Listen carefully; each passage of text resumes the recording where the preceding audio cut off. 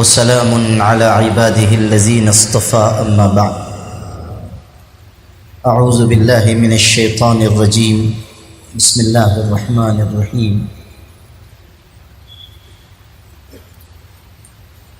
الذين إن مكناهم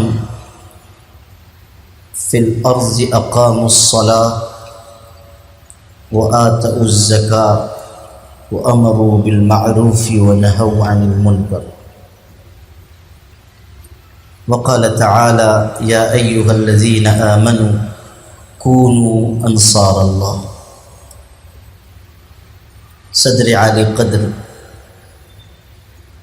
بہت ہی لائق احترام شخصیت مولانا مفتی سراج صاحب ملی زید مجدہم، ہمارے مخلص بھائی جناب مولانا مفتی قاسم جیلانی صاحب محتمم فلاح دارین،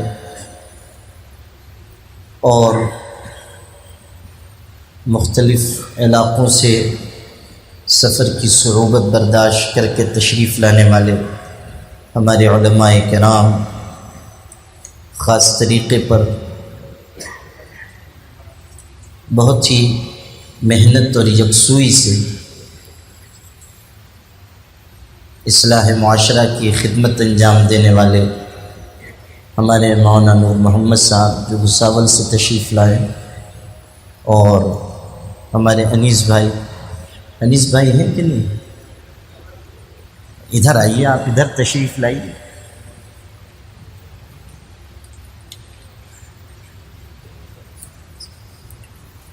اور دیگر تمام شرکائے مجلس، آپ قریب رہیں گے تو ذرا آپ کو دیکھ کے حوصلہ ملتا رہے۔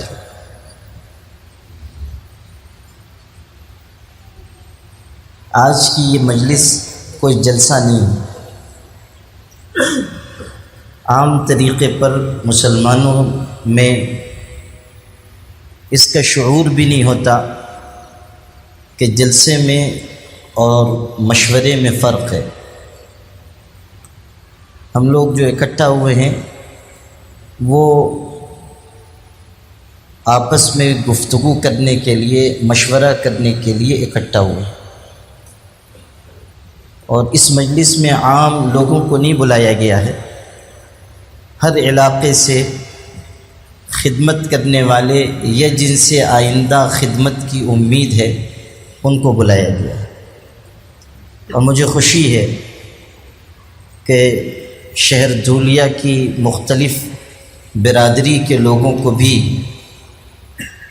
برادری کے لوگوں سے مراد عام لوگ نہیں بلکہ برادری کے ذمہ دار پنچ حضرات، جن کو سردار بھی کہتے ہیں، اور سردار تو آپ جانتے ہی ہیں کہ وہ تختہ دار پہ بھی لٹکا سکتے ہیں، تو سردار حضرات بھی آئے ہوئے ہیں۔ اور یہ بہت اچھا ہوا کہ ہمارے مفتی قاسم صاحب جیلانی نے برادری کے ذمہ دار حضرات کو بھی بلایا ہے، اور میں مختلف علاقوں سے، یہاں تقریباً 5 ضلع سے آئے ہوئے افراد ہیں، ضلع ناسک سے جس میں ہم لوگ یعنی مالیگاؤں کے لوگ ہیں، ضلع ناسک، پھر ضلع دھولیہ ہے، ضلع نندربار ہے۔ نندربار والے حضرات آ گئے یا نہیں؟ کون آئے ہیں بتائیے، ذرا ہاتھ اٹھائیے۔ مولانا زکریا صاحب نہیں آئے وہاں سے؟ کدھر؟ ہاں، آپ تو میرے پڑوسی میں بیٹھے ہوئے تھے۔ تو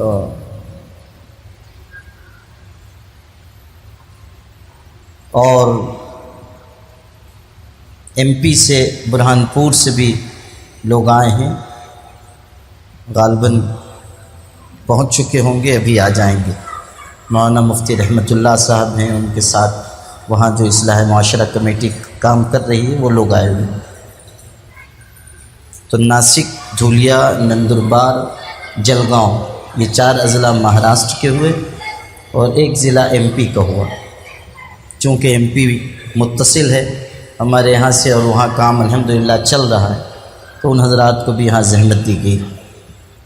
ہم لوگوں کو آج کی مجلس میں اپنی ذمہ داریوں کو سمجھنا ہے اور زمینی سطح پر کام کو آگے بڑھانے کی فکر کرنا ہے۔ یہ وعظ و نصیحت کی مجلس نہیں ہے کہ جس میں آپ کو یہ بتایا جائے کہ اس وقت مسلمان کیسی اخلاقی خرابیوں میں مبتلا ہے۔ اور ماشاءاللہ آپ سب لوگ پڑھے لکھے ہیں، باخبر ہیں، سماج میں خدمت کا آپ کو تجربہ ہے، لیکن اتنی بات میں ضرور عرض کروں گا کہ اس وقت یہ ملک بہت ہی نازک موڑ پر آ کر کھڑا ہے۔ یا تو ان نازک حالات میں ہم اور آپ اپنی ذمہ داریوں کو پوری ایمانداری، دیانتداری، اخلاص اور پوری تندہی کے ساتھ انجام دیں اور مسلمانوں کو ان کے دین سے قریب کر کے اللہ کی مدد کا مستحق بنائیں، اور یا تو ہاتھ پر ہاتھ دھر کر بیٹھ جائیں تاکہ آئندہ آنے والے چند سالوں میں اللہ نہ کرے کہ ہم اس ملک میں اسی تجربے سے گزریں جس تجربے سے برما کے لوگوں کو گزارا گیا ہے۔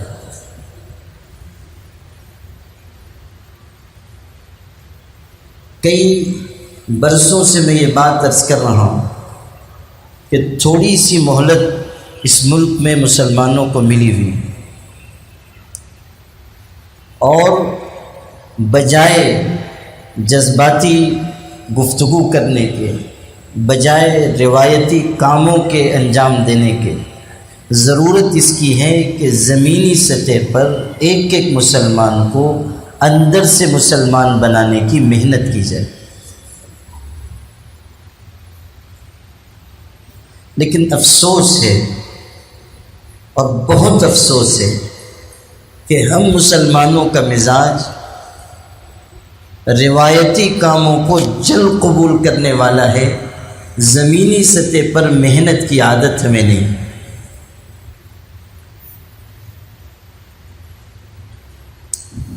ہم خود غور کریں کہ ہم لوگ کس رخ پر جا رہے ہیں۔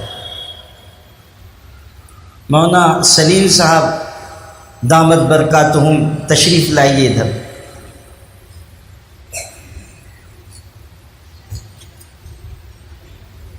زمینی سطح پر ہم لوگوں کو محنت کریں۔ صورتحال اتنی خراب ہے مسلمانوں کی اندرونی خرابیاں اس درجے کی ہیں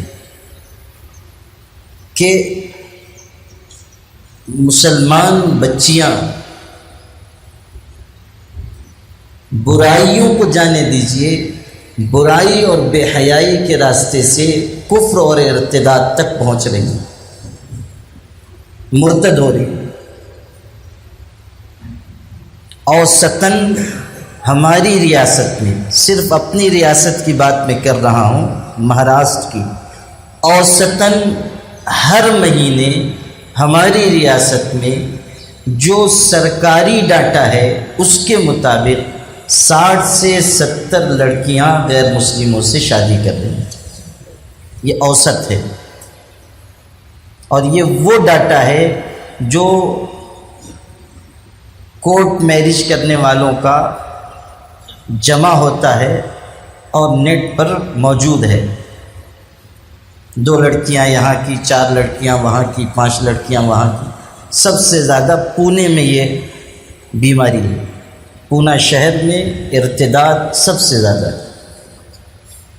اور وہاں صورتحال یہ ہے کہ جو ہمارے اصلاح معاشرہ کا کام کرنے والے لوگ ہیں، جب انہوں نے معلوم ہوتا ہے 1 مہینے پہلے درخواست دی جاتی ہے کہ فلاں سے شادی کرنی ہے، جو بین المذاہب شادی ہوتی ہے اس میں 1 مہینے پہلے درخواست دی جاتی ہے، تو معلوم ہو جاتا ہے کہ بھئی فلاں مسلمان لڑکی نے فلاں سے شادی کے لیے درخواست دی ہے، تو وہاں ہم لوگوں نے ایک ایسی جماعت بنائی ہے جو جاتے ہیں بیچارے، محنت کرتے ہیں، اور الحمدللہ بہت حد تک وہ کامیاب ہوتے ہیں کہ کسی طرح شادی رکوا دیتے ہیں۔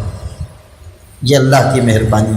ایک مدرسہ بھی رکھا گیا ہے بنات کا، جہاں لڑکیوں کو بھیج دیا جاتا ہے ایسی بچیوں کو، اور وہ وہاں جا کر ان کی تربیت ہوتی ہے۔ لیکن آپ سے میں یہ عرض کروں کہ ایسے دردناک واقعات بھی ہوئے کہ ہمارے یہ کارکن گئے کہ آپ کی بیٹی فلاں غیر مسلم سے شادی کرنے جا رہی ہے، اس نے کورٹ میں درخواست دی ہے، تو ماں باپ نے کہا کہ ہم کو معلوم ہے، اور چونکہ وہ کما کر ہم کو کھلا رہی ہے اس لیے ہم کو اس سے کچھ لینا دینا ہے، وہ جس سے چاہے جا کے شادی کرے۔ ایک گھر سے یہ جواب ملا کہ ہم فری مائنڈڈ لوگ ہیں، یعنی آزاد خیال ہے، ہم کو اس کی کوئی پرواہ نہیں ہے کہ ہماری لڑکی کسی دوسرے مذہب والے سے شادی کر رہی۔ کچھ بوہرا سماج کے تھے، انہوں نے کہا کہ بھئی ہمارے ہاں تو یہ سب چلتا رہتا ہے۔ تو ایک جگہ تو عجیب دردناک بات ہوئی کہ جب وہاں گئے اور جا کر باپ سے گفتگو کی کہ آپ کی بیٹی فلاں غیر مسلم سے شادی کرنے جا رہی ہے، تو اس نے کہا اس میں کون سی غلط بات ہے، میں نے بھی تو فلاں غیر مسلم سے شادی کی ہے، یعنی ماں بھی اس کی غیر مسلم ہے۔ حالات کو سمجھیے اور اس کا بھی احساس کیجئے کہ جو مصیبت ہم پر آئی ہے وہ ہمارے ہاتھوں کی کمائی کا نتیجہ ہے۔ حکومت کو دوش مت دیجیے، ظالموں کو مت کوسیے، اگر ملامت کرنی ہے تو اپنے آپ کو ملامت کیجیے اور غور کیجئے کہ اس صورتحال کی تبدیلی میں ہم کیا کردار ادا کر رہے ہیں، ہم کہاں پہنچ پا رہے ہیں۔ مسجد میں ہم نے تقریر کر دی اور ہم نے سمجھا کہ فرض ادا ہو گیا، اس سے کام نہیں چلے گا۔ مدرسے میں ہم نے پڑھا دیا اور سمجھا کہ ذمہ داری پوری، اس سے کام نہیں چلے گا۔ خانقاہوں میں ہم بیٹھے رہے اور انتظار کرتے رہے کہ لوگ آئیں گے اور ہم سے ذکر کی تعلیم لیں گے، اس سے کام نہیں چلے گا۔ عام طریقے پر مسجدوں میں، خانقاہوں میں، دعوت و تبلیغ میں، جلسوں میں مسلمانوں کا جو طبقہ آتا ہے وہی طبقہ ہر دینی تحریک میں آپ کو نظر آئے گا۔ 10-12% لوگ ہیں جو خود دین سے قریب ہیں، وہ بیچارے مسجد میں بھی ہیں، خانقاہ میں بھی ہیں، دعوت کی محنت میں بھی ہیں۔ ان کے علاوہ 90% مسلمانوں کا طبقہ ایسا ہے جن تک ہماری آواز نہیں پہنچ پا رہی۔ مسجد میں آپ کی تقریر ہو رہی ہے طلاق کی مذمت پر، ضرور ہونی چاہیے، لیکن جو آپ کو سننے والے ہیں وہ طلاق نہیں دے رہے ہیں۔ طلاق تو وہ لوگ دے رہے ہیں جو جھوپڑ پٹیوں میں رہ رہے ہیں، سلم ایریاز میں رہ رہے ہیں، جن میں جہالت زیادہ ہے، جن میں پسماندگی زیادہ ہے، غربت زیادہ ہے، وہ طلاق دے رہے، ان تک ہماری بات نہیں پہنچ رہی۔ طلاق جو شخص دیتا ہے وہ یا تو جاہل ہوگا اور یا تو پڑھا لکھا ہونے کے بعد انتہائی بد اخلاق ہوگا، اس کے علاوہ کوئی تیسری راہ نہیں ہے۔ کیسے کیسے واقعات ہو رہے ہیں۔ ابھی ہمارے یہاں شہر میں کچھ ہی عرصے پہلے ایک معاملہ آیا، پتہ یہ چلا میاں بیوی سلیقے سے زندگی گزار رہے تھے، 2 بچے ہوئے، تیسری مرتبہ بیوی کو حمل ہوا تو شوہر نے کہا کہ حمل گرا دو، بیوی نے کہا گناہ ہے، شوہر نے کہا میرا حکم مانو، تکرار ہوئی، غصہ آ گیا شوہر کو، اسی وقت اس نے 3 طلاق دے دی۔ ایک عورت اللہ کے حکم پر عمل کے لیے اصرار کر رہی ہے اور یہ بے غیرت انسان اللہ کی شریعت پر عمل کے اصرار پر اس کو طلاق دے رہا ہے۔ یہ ہمارے سماج میں ہو رہا، غربت کی وجہ سے، افلاس کی وجہ سے، کتنے گناہ ہمارے سماج میں پائے جا رہے ہیں۔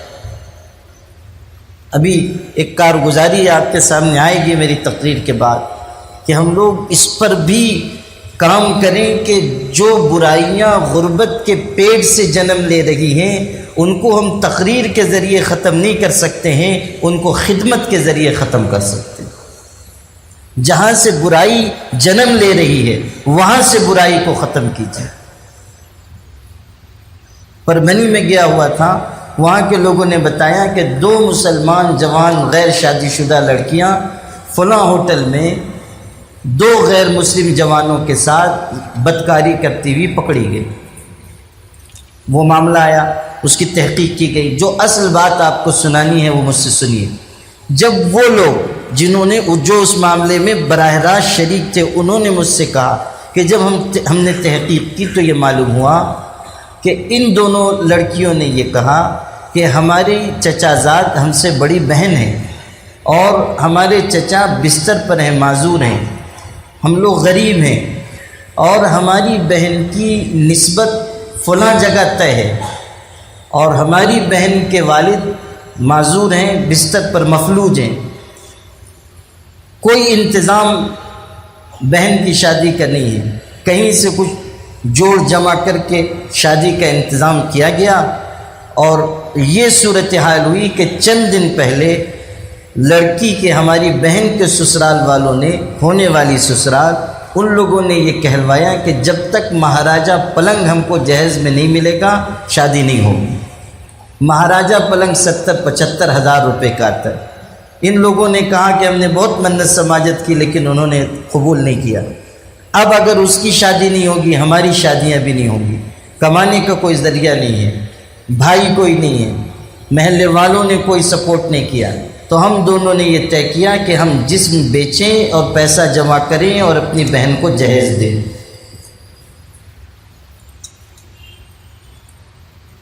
یہ ہمارے مسلمانوں کے سماج میں ہو رہا اور پربھنی کثیر مسلم آبادی وہاں ہے۔ مجھے وہاں کے بہت باخبر لوگوں نے یہ بتایا کہ ہم نے صرف اپنے علاقے میں یعنی اپنے محلے اور پاس کے محلے کا سروے کیا، پان کی دکانوں پر جا کر ہم نے پوچھا باضابطہ کتنے روپے کا دھندا آپ کا ہوتا ہے۔ ان لوگوں نے جو سروے نکال کر مجھے بتایا وہ یہ تھا کہ صرف ہمارے محلے اور پاس کے لگے ہوئے محلے دونوں محلوں کو ملا کر پان کی دکان پر، صرف پان کی دکانوں پر یعنی اپنے شوق پر جو مسلمانوں کا ماہانہ خرچ ہے وہ 10 لاکھ روپے ہے۔ اگر پوری آبادی کا خرچ نکالا جائے گا تو آپ اندازہ کیجیے ایک شہر میں صرف پان کے شوق پر، بیڑی کے شوق پر 1 کروڑ روپے خرچ کیے جا رہے ہیں اور اسی شہر میں مسلمان بچیاں اپنی عزت بیچنے پر مجبور ہیں اس لیے کہ جہیز کا اژدہا ان کو نگلنے کے لیے تیار ہے۔ جو ہماری مختلف برادری کے لوگ آئے ہیں وہ اس کو سمجھیں کہ رسوم و رواج کتنے نقصان دہ ہوتے ہیں، رسم و رواج کی وجہ سے کتنی کلفتیں، اذیتیں پیدا ہوتی ہیں۔ ایک بڑے شہر سے میں کچھ لوگوں نے سروے کیا، مجھ کو بتایا کہ ہمارے ہاں 40,000 مسلمان بچیاں 30 سال 32 سال کی عمر کی ہو گئی ہیں، شادیاں نہیں ہوئی۔ آندھرا پردیش میں وہاں تو 2 سال پہلے کا آپ کو میں سروے بتاؤں یا اس سے بھی پہلے کا، 1 لاکھ مسلمان بچیاں ایسی ہیں 35-40 سال عمر ہو گئی، یعنی نکاح کی عمر نکل گئی، شادیاں نہیں ہوئی۔ سب سے زیادہ مہنگی شادیاں حیدرآباد میں، سب سے زیادہ مہنگی، ایک رات کے لیے ہال بک کروایا جاتا ہے، 60 لاکھ روپے ایک رات کا کرایہ ہے، 55 لاکھ روپے ایک رات کا کرایہ ہے۔ جب تک 11 قسم کے کھانے نہیں بنتے شادی ہی معتبر نہیں ہوتی۔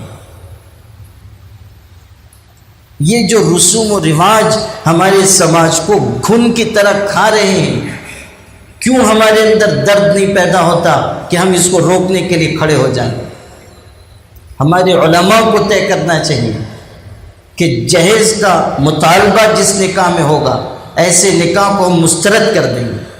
شہر کا کوئی عالم ایسا نکاح نہیں پڑھائے گا جس میں لڑکی والوں سے زبردستی جہیز کا مطالبہ کیا جائے، جس میں رسوم و رواج ہوں، جس میں شریعت کی پامالی ہو۔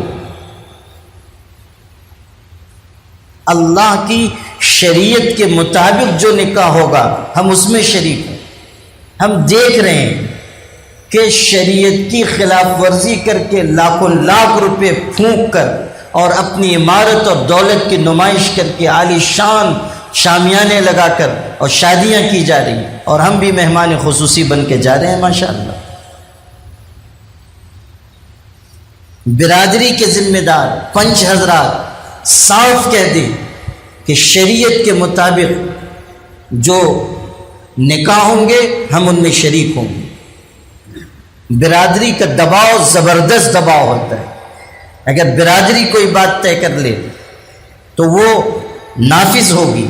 ہمارے ہاں قریش برادری پر ہم لوگوں نے محنت کی۔ قریش برادری میں کتنے رسوم و رواج تھے، شادی کے سلسلے میں تو کتنا اسراف، کتنی بے حیائی، کتنی خلاف ورزی ہوتی، سب جانتے ہیں۔ لیکن الحمدللہ ہمارے یہاں 60-70% وہ تمام رسوم و رواج، بے حیائیاں، غلط کاریاں قابو میں آ گئے۔ اور اب صورتحال یہ ہے کہ قریش برادری ہر سال اجتماعی نکاح کرواتی ہے، سادگی سے نکاح ہو رہے ہیں، کم خرچ والے نکاح ہو رہے ہیں۔ برادری نے طے کیا کہ علماء جو کہہ رہے ہیں ہم اس پر چلیں گے، اللہ کا فضل ہے، اس کا نتیجہ ظاہر ہو۔ دنیا میں بھی اگر برادری کے لوگ طے کر لیں اور جہاں جہاں سے لوگ آئے ہیں، اگر وہ اپنے ہاں برادری کے لوگوں کو، ذمہ دار حضرات کو یہ کہیں کہ آپ یہ کیجئے تو انشاءاللہ اس کا بہت اچھا نتیجہ ہے۔ ختم کیجئے اس جہیز کی لعنت کو، ختم کیجئے رسوم و رواج کی لعنت کو۔ جہیز کی اس لعنت نے کتنے خاندانوں کو اجاڑا ہے۔ میر تقی میر کتنا بڑا شاعر تھا، اردو میں اس کا نام ہے ریختہ کہ تمہیں استاد نہیں ہو غالب۔ کہتے ہیں اگلے زمانے میں کوئی میر بھی تھا، غالب نے کہا۔ میر تقی میر کی ایک بیٹی تھی، وہ بھی شاعرہ تھی، اس کے نکاح کے لیے انتظام نہیں تھا۔ میر تقی میر نے قرض لیا، جہیز کا انتظام کیا، غریب آدمی تھا، نکاح ہو گیا۔ بیٹی کو خبر لگی کہ والد مقروض ہے، والد پر قرض ہے اور قرض والے پریشان کر رہے ہیں۔ بیٹی تو نازک دل کی ہوتی ہے، باپ سے محبت بھی اس کو زیادہ ہوتی ہے، دل پر حساس، دل پر بوجھ ہو گیا، بیمار ہوئی اور چند دن کے بعد اس کا انتقال ہو گیا۔ اب جوان جہان بیٹی جس کو چند دن پہلے دلہن بنا کر رخصت کیا تھا میر تقی میر نے، اس کا جنازہ کفن میں لپٹا ہوا دروازے پر آیا ہے۔ اس وقت میر تقی میر نے کتنا پردرد شعر کہا تھا، آ کر کھڑے ہوئے جنازے کے پاس اور کہا کہ اب آیا ہے خیال، اے آرام جاں اس نا مرادی میں، کفن دینا تجھے بھولے تھے ہم اسباب شادی میں۔ بس ایک چیز کی کسر رہ گئی تھی کہ کفن ہم نے جہیز کے سامان میں نہیں دیا۔ اب آیا ہے خیال، اے آرام جاں اس نا مرادی میں، کفن دینا تجھے بھولے تھے ہم اسباب شادی میں۔ میرے والد صاحب رحمۃ اللہ علیہ کہتے تھے کہ اس جہیز کی نحوست نے ایسا منظر بھی دکھایا کہ گھر سے بیٹی کی ڈولی نکلی ہے اور اسی گھر سے چند دنوں کے بعد باپ کا جنازہ بھی اٹھ گیا۔ یہ سچائیاں ہیں ہمارے سماج کی جنہیں ہمیں محسوس کرنا ہوگا۔ مسجدوں میں نمازیوں کی صفوں کو نہ دیکھیے، گلیوں میں، محلوں میں، بستیوں میں جا کر دیکھیے کہ کیا چیز جی رہی ہے اور کیا چیز مر رہی ہے، کیا حالات ہیں، کس طرح مسلمان اللہ کے دین سے دور ہو رہے ہیں، کس طرح برائیوں اور بے حیائی کے کاموں میں مبتلا ہیں۔ ہمارے ایک بزرگ کے ہاں انہوں نے خود مجھ کو یہ واقعہ سنایا کہ فلاں علاقے سے لوگ آئے، میاں بیوی کے مسائل تھے، گفتگو ہوئی، سسرال والوں نے یہ کہا کہ یہ یعنی ہماری بہو،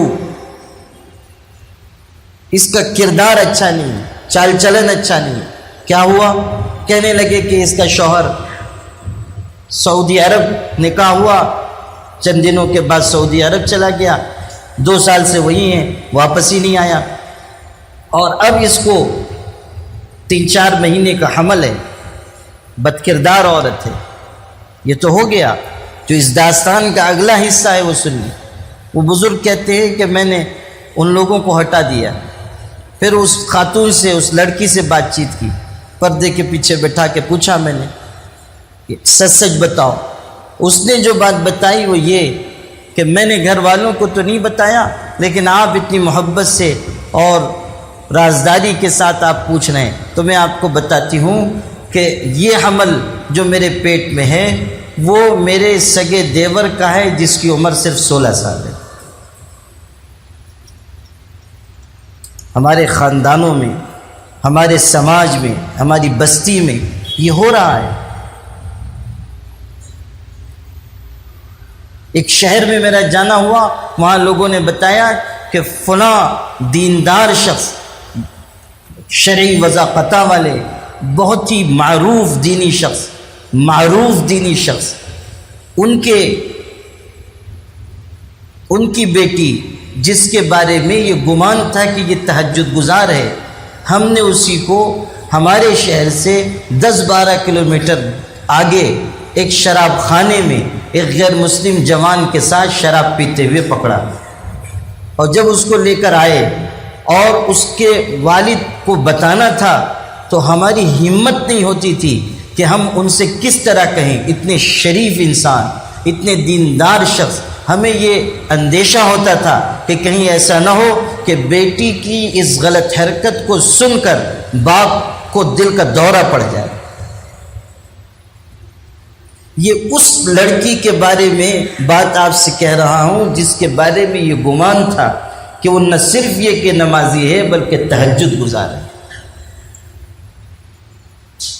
میں ملک میں پھرتا رہتا ہوں، تجربات مجھ کو حاصل ہوتے ہیں، اصل سماج کی جو صورتحال ہے اس کو قریب سے دیکھتا ہوں، گلیوں محلوں میں جاتا ہوں، غریب بستیوں میں جاتا ہوں، لوگ حالات واقعات بتاتے ہیں، اصلاح کی جو کوششیں ہو رہی ہیں وہ لوگ جب زمینی سطح پر محنت کر رہے ہیں تو کیا کیا واقعات سامنے آتے ہیں۔ ان سب کی روشنی میں یہ بات عرض کر رہا ہوں کہ بظاہر مسجدوں میں نمازیوں کی صفیں دیکھ کر مطمئن مت ہوئیے، حالات مسلمانوں کے بہت بگڑے ہوئے ہیں۔ رشوت کا لین دین عام ہو رہا ہے، حرام مال کا لین دین عام ہو رہا ہے، حرام مال کو معیوب نہیں سمجھا جا رہا ہے۔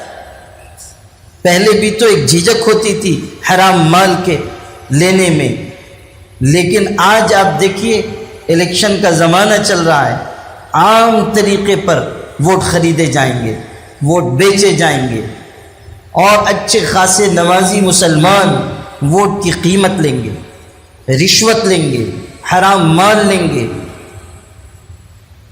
یہ سب ہمارے سماج میں ہو رہا ہے۔ کروڑوں روپے الیکشن کے امیدوار خرچ کر رہے ہیں، حرام مال لٹایا جا رہا ہے، حرام مال پیٹ میں ڈالا جا رہا ہے۔ اس کے نتائج کبھی بھی اچھے نہیں نکل سکتے۔ حرام مال جہاں ہوگا خدا کی رحمت وہاں سے روٹ جائے گی۔ جہاں لین دین میں خرابی آئے گی، معاملات صاف نہیں ہوں گے، اللہ اس قوم کو اپنی نگاہ رحمت سے محروم کر دے گا۔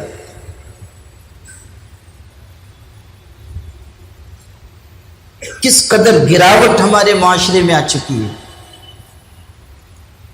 اس لیے ہر شعبے کو ہمیں درست کرنے کے لیے، اپنی ذات کو درست کرنے کے لیے، اپنے گھر کے نظام کو درست کرنے کے لیے ہم سب کو مل جل کر محنت کرنی ہوگی. ایک ایک شخص کو فکر مند ہونا ہوگا. ایک ایک شخص کو رسوم و رواج کے خلاف زبردست کوششیں کرنی ہوں گی. اگر ہم یہ چاہتے ہیں کہ ہمارا سماج، ہمارا معاشرہ، ہماری برادری، ہمارے قوم کے لوگ اللہ کی رحمت کے حقدار بنیں، تو ہمیں ان میں اچھے اخلاق، اچھا کردار، اچھے اعمال کی عادت پیدا کرنی ہوگی. اس کے بغیر اللہ کی مدد نہیں آئے. اور یاد رکھنا، اللہ کی مدد کے بغیر ہم ان مشکل حالات میں کبھی کامیاب نہیں ہو سکتے. جن لوگوں سے ہمارا مقابلہ ہے وہ ہم سے طاقت میں بھی زیادہ ہیں، مال میں بھی زیادہ ہیں، اقتدار میں بھی زیادہ ہیں.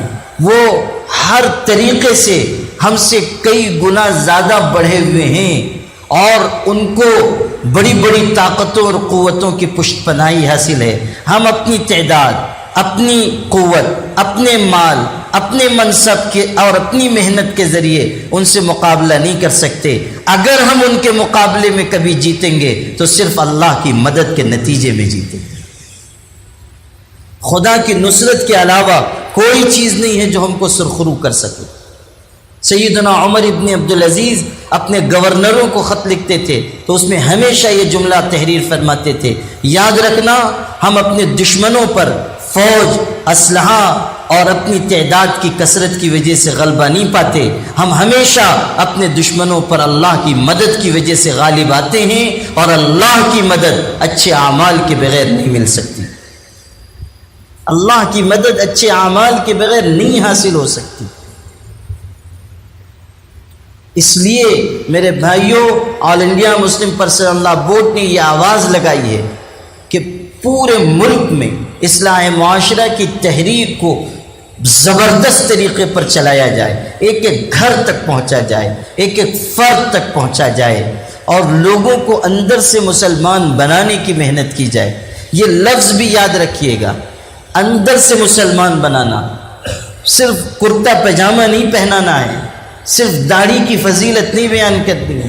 مصیبت یہ ہے کہ کتنے ایسے ہمارے سماج میں افراد ہیں کہ جن کا ظاہری حلیہ بظاہر دینداروں جیسا نہیں ہے، لیکن وہ اللہ سے ڈرتے ہیں، وہ خدا سے خوف رکھتے ہیں، وہ امانت سے کام کرتے ہیں، دیانت سے کام کرتے ہیں، نماز کا بھی اہتمام کرتے ہیں، اپنی اولاد کی بھی اچھی تربیت کی فکر کرتے ہیں. اور معاف کیجئے گا، کتنے ایسے لوگ ہیں جن کی داڑیاں میری داڑھی سے بھی لمبی ہوں گی، جن کے پاس 1000 دانوں کی تسبیح ہوگی، جن کے کرتے بہت لمبے ہوں گے، لیکن ان کا باطن کالے توے سے زیادہ سیاہ ہے،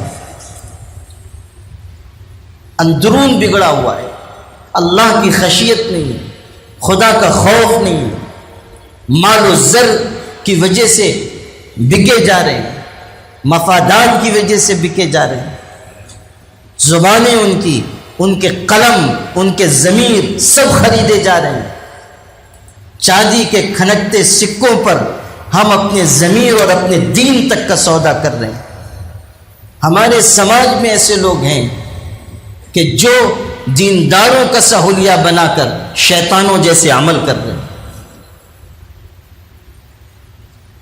اندر سے دیندار بنائیے، اندر سے محنت کیجئے کہ ایک شخص اللہ سے ڈرنے والا بنے، تنہائیوں میں گناہوں سے بچنے والا بنے.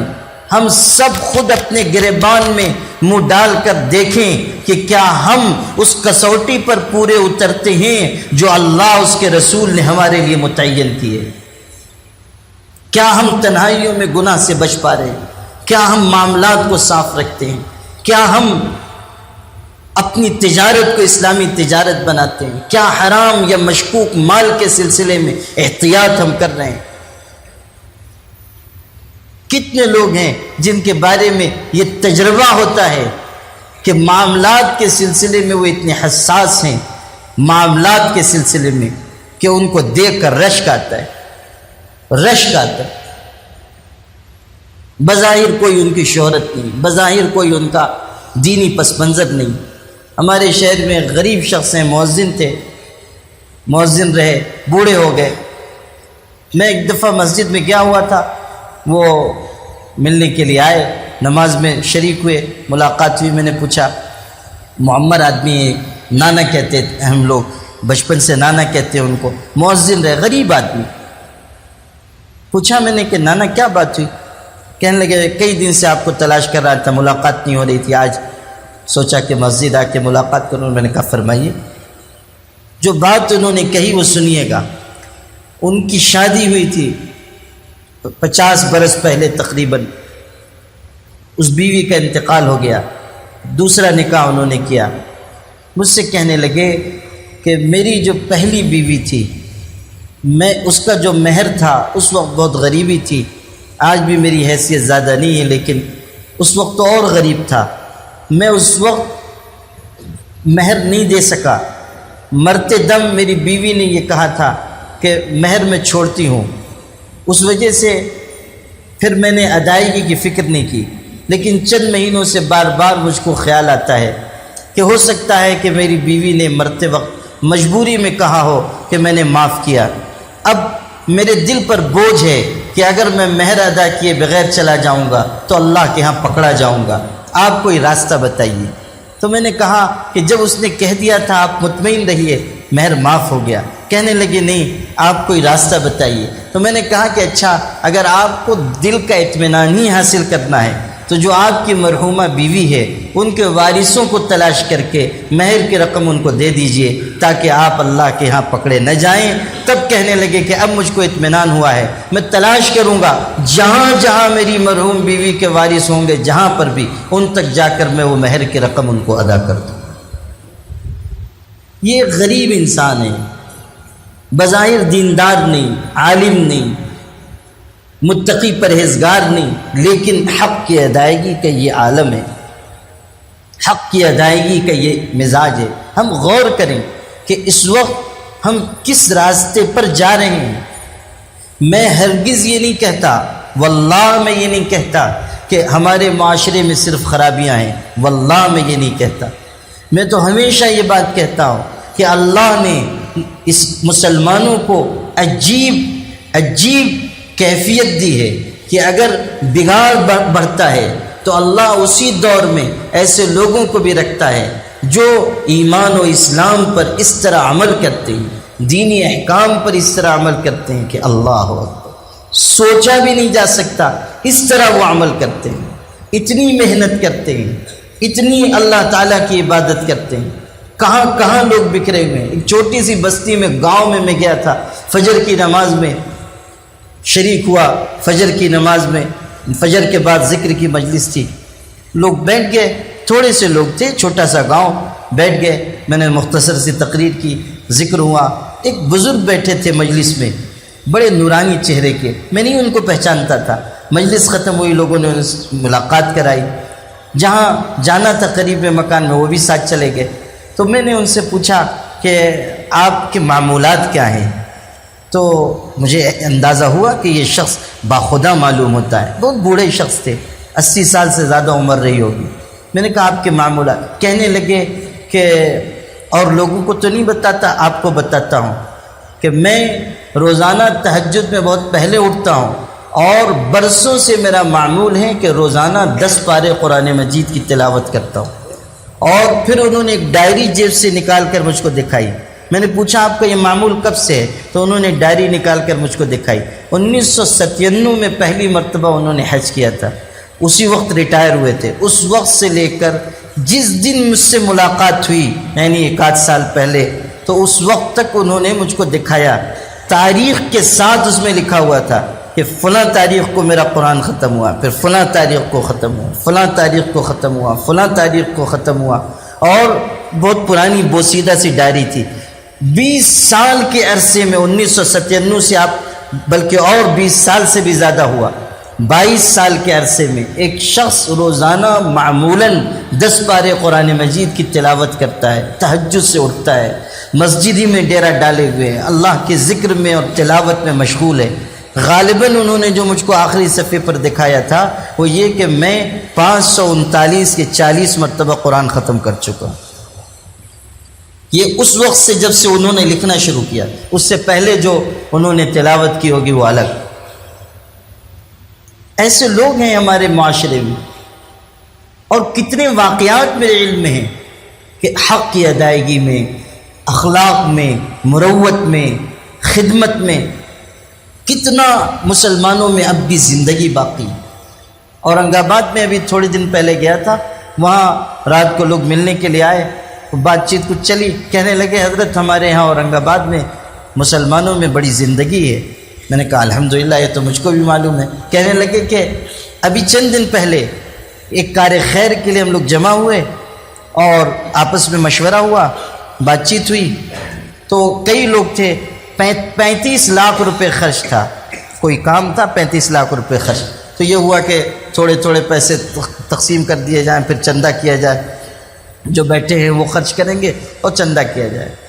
مجلس ختم ہو گئی تو مجلس میں شریک ایک شخص نے جو ذمہ دار تھے ان سے آ کر کہا کہ ایک شرط کے ساتھ میں آپ کو ابھی 35 لاکھ روپے دوں گا، وہ شرط یہ ہے کہ آپ کسی سے میرا نام مت کہیے گا، 35 لاکھ روپے میری طرف سے آپ قبول کر لیجئے اور یہ کام کر لیجئے، چندہ مت کیجیے۔ آپ خلوص دیکھیے اس شخص کا، کہتا ہے کہ میرا نام کہیں نہ آئے، آپ کو میں یہ پیسے دے دوں۔ ابھی مسلمانوں میں ایسے لوگ ہیں، اتنی خدمت کرنے والے، خرچ کرنے والے۔ وہیں اورنگ آباد میں مسجد حشر ہے، وہاں روزانہ 1500 لوگوں کو کھانا کھلایا جاتا ہے، غریب، مسلمان، غیر مسلم، مرد، عورتیں، سب دسترخوان بچھتا ہے، کھانا کھلایا جاتا ہے۔ 1500 لوگ کھانا کھاتے ہیں، 7 سال سے یہ معمول ہے، اور چندہ کچھ بھی نہیں کیا جاتا۔ اور جو ان کے ذمہ دار ہیں، عبد المعید نام ہے، انہوں نے مجھ سے بتایا کہ 7 سال سے ہم لوگ یہ کر رہے ہیں، اللہ کی مدد دیکھتے ہیں کہ جو چیز ختم ہوتی ہے اللہ تعالیٰ فوراً اس چیز کا انتظام کرتا ہے، کسی کے دروازے پہ جانا نہیں پڑتا۔ 1500 لوگ روز کھاتے ہیں۔ خدمت کا مزاج دیکھیے، ایک دو دن نہیں، 7 سال سے۔ عام طریقے پر تو مسلمانوں کا مزاج یہ ہے کہ وہ کوئی کام شروع کریں گے تو ایک ہفتے میں تھک جاتے ہیں، اور دوسرے ہفتے میں تو پھر آرام کرنا ضروری ہو جاتا ہے۔ ویسے بھی قیلولہ کسی زمانے میں سنت تھا، فرض ہو گیا ہے، تو ہم لوگ جو ہے قیلولے میں چلے جاتے ہیں۔ لیکن مسلسل روزانہ کا کام ہے، یہ لوگ کر رہے ہیں۔ اور کتنے علاقے ہیں جہاں بڑے بڑے کام ہو رہے ہیں، مسلمان انتھک محنت کر رہے ہیں، جوان محنت کر رہے ہیں۔ ہمارے ایک ساتھی تھے، انہوں نے بتایا فلاں بستی میں وہ گئے، جوانوں میں کچھ بات چیت کی انہوں نے۔ ایک غریب جوان، بے پڑھا لکھا، غالباً ٹھیلا لگاتا تھا، اس نے اس دن عزم کیا کہ میں محنت کروں گا، ذکر کو پھیلانے کی، دین کو پھیلانے کی، اصلاح کی۔ اس نے کام شروع کیا۔ وہ خود کہتے ہیں، جن ساتھی کی میں بات کر رہا ہوں وہ ایک بزرگ کے مجاز ہیں، خلیفہ ہیں، بہت نیک شخص۔ انہوں نے مجھ سے خود نقل کیا کہ 1 مہینے کے بعد اس بستی میں گیا تو اس جوان نے مجھ سے کہا کہ آپ بتا کر گئے تھے، میں نے محنت شروع کی، آپ سے تنہائی میں کچھ بات کرنا چاہتا ہوں۔ تنہائی میں انہوں نے وقت دیا۔ وہ جوان آنسوؤں سے رو پڑا ان کا ہاتھ پکڑ کر، کہنے لگا کہ آپ نے جو کام بتایا تھا، میں نے محنت شروع کی، میں تو جاہل شخص ہوں، بے پڑھا لکھا ہوں، غریب ہوں، لیکن 15واں یا 16واں دن تھا، مجھے خواب میں حضور اکرم کی زیارت ہوئی، اور وہ کہتے ہیں، وہ بزرگ، وہ خلیفہ مجھ سے کہنے لگے کہ مجھے حیرت ہوئی، میں نے اس سے حلیہ پوچھا، جاہل شخص تھا، لیکن واللہ جو حلیہ کتابوں میں حضور کا ہے لفظ بلفظ اس نے بیان کیا۔ جاہل شخص ہے، محنت میں لگا، اللہ کے دین کی خدمت کرنے لگا، یہ پذیرائی ہوئی، یہ اکرام ہوا۔ بہت امکانات ہیں اس وقت کام کرنے کے، جس قدر خطرات ہیں اس وقت ملک میں، اسی قدر امکانات ہیں۔ اگر ہم لوگوں نے اس وقت ایک عزم کے ساتھ محنت شروع کر دی، زمینی سطح پر، بغیر کسی نمائش کے، صرف اللہ کے لیے، تو اللہ تعالیٰ ایسے نتائج ظاہر کرے گا کہ ہم آج اس کا کوئی وہم و گمان بھی نہیں کر سکتے، کوئی تصور بھی نہیں کر سکتے۔ اس لیے ہر علاقے میں یہ چاہت ہے کہ ہر علاقے میں زمینی سطح پر محنت شروع ہو. سب لوگ اس کے لیے تیار ہیں انشاءاللہ؟ اب کیسے محنت کرنی ہے اس کو سمجھیے. ہر ضلع میں ایک کمیٹی بنائی جا رہی ہے جس میں ہر مسلک کے لوگ، چونکہ مسلم پرسنل لاء بورڈ تمام مسالک کا نمائندہ ہے، تو اس میں ہر مسلک کے لوگوں کو لے لیا جائے، اور اس کی وجہ سے اتحاد کا ایک پیغام بھی امت میں عام ہوگا. الحمدللہ جو مسلکی دوریاں ہیں وہ ان کمیٹیوں کے ذریعے ختم ہو رہی ہیں. مسلم پرسنل لاء بورڈ میں اعلیٰ سطحی اتحاد تو قائم ہے، لیکن علاقوں میں، بستیوں میں، شہروں میں اس اتحاد کے نظارے دیکھنے کو عام طریقے پر نہیں ملتے. جب یہ کمیٹیاں کام کر رہی ہیں یا کام کریں گی تو انشاءاللہ اس کے ذریعے اتحاد کا بہت ہی بڑا منظر، بہت ہی پرکیف منظر ہمیں دیکھنے کو ملے گا. الحمدللہ جہاں کمیٹیاں کام کر رہی ہیں وہاں نتائج آ رہے ہیں. سب مل جل کر کام کریں، پتہ ہی نہیں چلتا کہ کون کس مسلک کا ہے. ہر شخص صرف ایک دھن میں لگا ہے کہ کسی طرح مسلمانوں کی اصلاح کی فکر کی جائے، بدلنا جائے اپنے آپ کو، اپنے سماج کو، اپنے خاندان کو. تو ایک کمیٹی تو ضلع کی ہو، پھر ہر تعلقے میں کمیٹی ہو، اور اگر شہر بڑا ہے تو شہر کو کچھ زون میں تقسیم کر کے ہر علاقے میں بھی کچھ افراد اس طرح کے متعین کیے جائیں جو اصلاح معاشرہ کا کام کریں. پھر اصلاح معاشرہ کا مطلب یہ نہیں ہے کہ بڑے بڑے جلسے کیے جائیں. عام طریقے پر اصلاح معاشرہ کی جب بات آتی ہے تو یہ ہوتا ہے کہ چلیے اصلاح معاشرہ کانفرنس کریں گے. مسلمانوں کے ہاں تو کانفرنسیں جو ہے ماشاءاللہ اس سے نیچے تو ہم لوگ اترتے ہی نہیں ہیں، تو کانفرنس کریں گے. یہ نہیں، یہ مت کیجیے. کبھی موقع ہے آپ کر لیجیے، ایسا نہیں ہے کہ یہ مکروہ تحریمی ہے، آپ کر لیجیے، لیکن جو کام کرنا ہے وہ بالکل نچلی سطح پر جا کر کارنر میٹنگ کیجیے. سلم ایریاز میں، جھوپڑ پٹیوں میں جائیے، 50-60 جوان جمع ہوں، 20-25 لوگ جمع ہوں، کوئی حرج کی بات نہیں ہے. واللہ میں کہتا ہوں مسجد میں بیٹھ کر اگر ہم لوگوں کے ذہن میں، یعنی واعظین، مقررین، خدمتگار، اصلاح معاشرہ کے ذمہ دار، اگر ہم لوگوں کے ذہن میں یہ بات ہے کہ جب تک 200 لوگ جمع نہیں ہوں گے اس وقت تک ہماری تقریر نہیں ہوگی، تو یہ علامت ہے اس کی کہ ہم اللہ کے لیے کام نہیں کر رہے ہیں، اپنے نفس کے لیے کام کر رہے ہیں. یہ مزاج ہمارا نہیں ہونا چاہیے. ایک آدمی بھی ہے تو اس کو سمجھائیے، درد سے سمجھائیے. شاہ اسماعیل شہید کتنے بڑے شخص تھے، کتنے بڑے مقرر و واعظ تھے. جامع مسجد میں تقریر کی، دہلی میں واعظ ہوا ان کا، ہزاروں لوگ شریک ہوئے. واعظ ختم کر کے نکل رہے تھے، کسی گاؤں سے ایک شخص بھاگتا ہوا آیا، کسان سانس پھول رہی ہے، آ کے حضرت سے پوچھا حضرت بیان ختم ہو گیا؟ حضرت نے کہا ہاں تم کو دیر ہو گئی. بہت افسوس کیا اس نے کہ اتنی دور سے پیدل چل کے میں آپ کا واعظ سننے کے لیے آیا مگر تقریر ختم ہو گئی.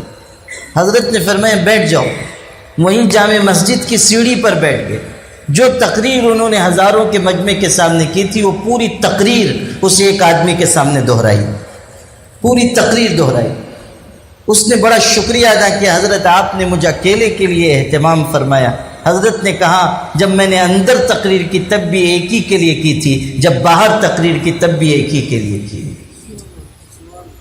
مقصد تو اللہ کی رضا ہے، اور ہمارا ذہن یہ بنے کہ ہم خود جائیں چھوٹی چھوٹی آبادیوں میں، اور وہاں جا کر کوئی پہلے سے اعلان نہ ہو، جا کر لوگوں کو اکٹھا کر لیا گیا اور 10-15 منٹ بات چیت کر لی گئی. موضوع متعین ہو، نشے پر ہم بات کریں گے، بدکاری پر ہم بات کریں گے، اخلاق کی خرابی پر ہم بات کریں گے. کتنا عام ہو رہا ہے نشہ، اللہ اکبر. اور ایک سوچے سمجھے منصوبے کے تحت بعض سیاسی پارٹیوں نے، بہت ذمہ داری سے میں کہہ رہا ہوں، بعض سیاسی پارٹیوں نے مسلمانوں کی زیادہ آبادی والے شہروں میں افیم کو، گانجے کو، شراب کو، کچی شراب کو، اور پھر اب جو نئے نئے طریقے نشے کے نکلے ہیں ان ساری نشے کی چیزوں کو عام کرنے کی بھرپور محنت کی ہے، صرف اس لیے کہ جب یہ قوم نشے میں لگی ہوئی ہوگی تو ہم کو ہمیشہ ووٹ دیتی رہے گی. تباہ ہو رہے ہیں جوان، تباہ ہو رہی لڑکیاں تک نشہ کر رہی ہیں۔ حد ہو گئی کہ 5 روپے کے سلیشن سے نشے کیے جا رہے ہیں۔ ہمارے معاشرے میں ہو رہا ہے، ہمارے سماج میں ہماری ناک کے نیچے نشہ ہو رہا ہے، اور جو جوان نشے کا عادی ہو گیا، جو لڑکا یا لڑکی، اس کا مستقبل تباہ ہو گیا۔ مال کی ایسی ہوس ہے کہ مسلمان میڈیکل اسٹور کا مالک، اس کو معلوم ہے کہ یہ 16-17 سال کا جوان بچہ میرے یہاں سے جو دوا لے کر جا رہا ہے، وہ دوا نہیں، وہ زہر لے کر جا رہا ہے، نشے کے لیے لے کر جا رہا ہے۔ وہ سمجھ رہا ہے کہ یہ نشہ کرتا ہے، اس کے باوجود اس کو وہ دوا بیچتا ہے تاکہ اس کی دکان چلے، اس کے پاس مال آئے، چاہے کسی بیوہ عورت کا اکلوتا چشم و چراغ وہ دنیا سے رخصت ہو جائے۔ دھولیا میں، مالیگاؤں میں ہمارے ہاں میڈیکل اسٹور چلانے والے کوئی RSS کے لوگ ہیں، کوئی BJP کے لوگ ہیں۔ جو بیچ رہا ہے اس کو اندازہ ہے کہ یہ نوعمر بچہ جو دوا خرید کر لے جا رہا ہے، نشے کے لیے لے جا رہا ہے، لیکن بیچتے ہیں وہ بے غیرتی کی انتہا دیکھیے اور مال کی ہوس دیکھیے۔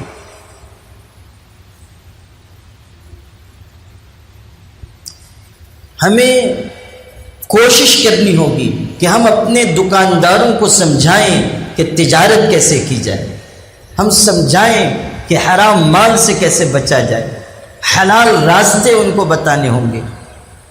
ہمیں اپنے سماج اور معاشرے میں فرائض کے اہتمام کے لیے ایک مہم چلانی ہوگی۔ اگلی بات جو مجھے عرض کرنی تھی وہ یہ کہ ہفتے عشرے کی کوئی مہم بھی اپنے علاقے میں چلائیے، جیسے نشے کے خلاف، بے حیائی کے خلاف 7 دن 10 دن طے کر لیجئے کہ بھئی یہ محنت ہوگی کہ اسی موضوع پر گفتگو ہو، مسجدوں میں اسی موضوع پر تقریر ہو۔ اب تو الحمدللہ ہم لوگوں نے آل انڈیا مسلم پرسنل لا بورڈ کے سوشل میڈیا کے شعبے کی طرف سے، جس کی ذمہ داری بھی اسی عاجز پر ہے، ہم لوگوں نے ایک سلسلہ جمعہ کے خطبے کا بھی شروع کیا ہے، اور ہر جمعہ سے 2 دن پہلے بدھ کے دن ہمارے یہاں سے خطبہ تیار ہو کر جاری کر دیا جاتا ہے سوشل میڈیا پر۔ آپ لوگ جو کمیٹیاں چلا رہے ہیں، اصلاح معاشرہ کمیٹی کے جو ذمہ دار یہاں ہیں، ان سے میری درخواست ہے آپ لوگ اس کا نظم کیجیے کہ اس خطبے کی پرنٹ نکال کر اپنے شہر یا بستی کی ہر مسجد میں پہنچائیے، تاکہ ایک واضح پیغام پہنچے۔ ہماری کتنی مسجدیں ہیں جہاں تقریر ہی نہیں ہوتی، کتنی مسجدیں ہیں جہاں ایک ہی تقریر سال کے ہر ہفتے ہوتی ہے، تھوڑے سے رد و بدل کے ساتھ، اور بیچارے سننے والے بھی پریشان ہو جاتے ہیں۔ وہ بھی سوچتے ہیں کہ جو ہمیں حفظ ہے وہی بات بیان ہوگی، اس لیے خطبے کے وقت، عربی خطبے کے وقت جائے، یا تو پھر ایسی باتیں بیان ہو رہی ہیں جمعہ کی تقریروں میں جن کا عام لوگوں سے عام طریقے پر کوئی تعلق نہیں ہوتا۔ ابھی حیدرآباد میں کچھ بہت پڑھے لکھے لوگ آئے، ان کی بڑی تنظیم بنی ہوئی، کہنے لگے حضرت جمعہ کے خطبوں میں صحیح رہنمائی کا کوئی نظام بنائیے، آج ملک کے حالات اتنے نازک ہیں، یہ معاملات آ رہے ہیں، اور ہماری مسجد میں اس پر تقریر ہو رہی ہے کہ نبی اور رسول میں کیا فرق ہے۔ ٹھیک ہے بھائی، یہ بھی ایک علمی موضوع ہے، آپ کیجیے تقریر اس پر، لیکن کہاں اتنے سارے فتنے برپا ہیں اور آپ جو ہیں وہ عالمانہ تقریر فرما رہے ہیں۔ اور اسی سے جڑی ہوئی بات یہ بھی عرض کروں کہ ہمارے تقریر کرنے والے علماء اپنی زبان آسان بنائیں، عام فہم باتیں کریں، عوام سے جڑی ہوئی باتیں کریں، جو موضوعات چل رہے ہیں ملک میں اس پر گفتگو کریں۔ اتنی فصاحت و بلاغت جو ہماری درسگاہوں میں ہوتی ہے اس کی ضرورت مسجد میں نہیں ہے، اس کی ضرورت جمعہ کی تقریر میں نہیں ہے۔ ایسا نہ ہو کہ آپ اتنا فصیح و بلیغ خطبہ دیں کہ جو حضرت جبریل کے علاوہ کسی کو سمجھ ہی میں نہ آئے، یا وہ سمجھیں کہ بھائی عام لوگ سمجھیں کہ یہ ہمارے بس کی چیز ہی نہیں۔ وہی ہو جو بزرگ کے ہاں ہوا تھا کہ غیر زیارت کرنے بزرگ کی، وہ کسان لوگ تھے بیچارے، اور بزرگ جو ہیں وہ بڑے عالم بھی، تو انہوں نے کسانوں سے پوچھ لیا آج مزرع میں تقاطر امطار ہوا کہ نہیں، مزرع میں تقاطر امطار ہوا کہ نہیں؟ اب نہ ان کو مزرع سمجھے، نہ تقاطر سمجھے، نہ امطار سمجھے۔ تو وہ بیچارے کسانوں نے ایک دوسرے کی طرف دیکھا، پھر کہنے لگے کہ چلو چلو بھائی، ابھی حضرت وظیفہ پڑھ رہے ہیں، بعد میں آ جائیں گے۔ تو یہ وظیفے والی تقریر واللہ مت کیجیے، عام زبان میں بات کیجیے، سمجھائیے لوگوں کو۔ این آر سی کا اتنا بڑا مسئلہ آیا ہوا ہے، علماء کی ذمہ داری ہے کہ وہ قوم کو بتائیں کہ کیا ہے یہ فتنہ۔ این آر سی کا مسئلہ بہت ہی سنگین یہ فتنہ ہے، اس کو سمجھ لیجیے، اور اس بھرے میں نہ رہیے کہ این آر سی نہیں لاگو ہوگا۔ این آر سی کے بارے میں جو لوگ یہ کہہ رہے ہیں کہ این آر سی نہیں آنے والی ہے، وہ غلط کہہ رہے ہیں۔ ہماری مختلف جماعتوں کے لوگ بھی سمجھیں، جمعیتوں کے لوگ بھی سمجھیں، تنظیموں کے لوگ بھی سمجھیں کہ یہ بالکل واہیات بات ہے کہ این آر سی ملک میں نافذ نہیں ہوگی، اس لیے کہ بار بار وزیر داخلہ کی طرف سے اعلان ہو چکا ہے کہ این آر سی ہم نافذ کریں گے۔ اور سمجھیے اس کو، این آر سی نافذ ہوگی تو اس کا نشانہ مسلمان ہوں گے، یہ بات بھی چلائی جا رہی ہے۔ اور مجھے افسوس ہے کہ خود مسلمانوں میں سے بعض لوگ یہ بات چلا رہے ہیں کہ این آر سی اگر آ بھی گئی تو کیا ہوگا، سب کے لیے آئے گی، ہندو بھی پیسیں گے، فلاں بھی پیسیں گے۔ آسام میں دیکھ لیجئے 12 لاکھ تو ہندو ہیں، صرف 5 لاکھ مسلمان ہیں۔ اس خوش فہمی میں نہ رہیے، اس لیے کہ جنوری ہی میں پارلیمنٹ میں شہریت ترمیمی بل پیش کیا گیا ہے، جس میں یہ لکھا ہوا ہے کہ 1971 کے بعد جو ہندو، سکھ، عیسائی، جینی، بدھسٹ ملک میں آئے ہیں، افغانستان سے، پاکستان سے، کسی بھی دنیا کے دوسرے ملک سے، 1971 کے بعد جتنے لوگ ان مذاہب کے باہر سے آئے ہیں، ہم ان کو شہریت دیں گے۔ اس میں مسلمان کا نام ہی نہیں۔ کل ابھی کلکتے میں امت شاہ کا بیان ہوا ہے، اس میں انہوں نے پھر یہ بات دہرائی ہے، مسلمان اس میں سے غائب۔ یعنی انہوں نے اس کا انتظام کر لیا ہے کہ این آر سی نافذ ہو اور اس میں لاکھوں لاکھ لوگ کاغذات کی کمی کی وجہ سے غیر ملکی قرار دیے جائیں، اور ان میں سے جو غیر مسلم ہوں انہیں شہریت دے کر ہندوستان میں رکھا جائے، اور جو مسلمان غیر ملکی قرار پائیں ان کو عارضی قید خانوں میں ڈال دیا جائے۔ اور اس کو بھی سمجھیے کہ سینٹرل گورنمنٹ نے اسٹیٹ گورنمنٹ کو ہر جگہ کی حکم بھیج دیا ہے کہ اپنے یہاں عارضی قید خانے بنائے جائیں۔ پیسہ بھی اوپر سے آ چکا ہے کہ ہر ریاست میں جیل خانہ الگ سے عارضی بنایا جائے، جس کو کیمپ کہا جاتا ہے۔ جو آسام میں بنایا گیا، ہزاروں لوگ اس کیمپ میں بہت بدترین حالت میں پڑے ہوئے ہیں۔ ہمارے مہاراشٹر میں بھی نیو ممبئی میں اس کی جگہ مختص ہو چکی ہے۔ کیوں بن رہے ہیں یہ عارضی قید خانے؟ اس میں ٹھوسا جائے گا مسلمانوں، لاکھوں لاکھ لوگوں کو۔ دور اندیشی سے کام لیجیے، خوش فہمی میں نہ رہیے، خیالی پلاؤ نہ بنائیے۔ یہ مت دکھائیے کہ دیکھیے یہ پرچے میں لکھا ہے کہ ملک میں NPR آ رہا ہے، NRC نہیں لاگو ہوگا۔ ہرگز نہیں، پوری تیاری ہو چکی ہے، کاغذات ہم کو درست کرنے ہوں گے۔ میں گزارش کرتا ہوں، ہماری جمعیت علماء دونوں طبقات کے ذمہ دار یہاں ہیں، دوسرے علاقوں سے بھی جمعیت کے ذمہ دار ہیں، ہمارے حافظ ظہور صاحب آئے ہیں پاچورا سے، جمعیت کے ذمہ دار ہیں، اور جو دوسری جماعتوں کے ذمہ دار ہیں، ان سب سے میری عرض ہے کہ NRC کے تعلق سے اپنے اپنے علاقوں میں مہم چلائیے۔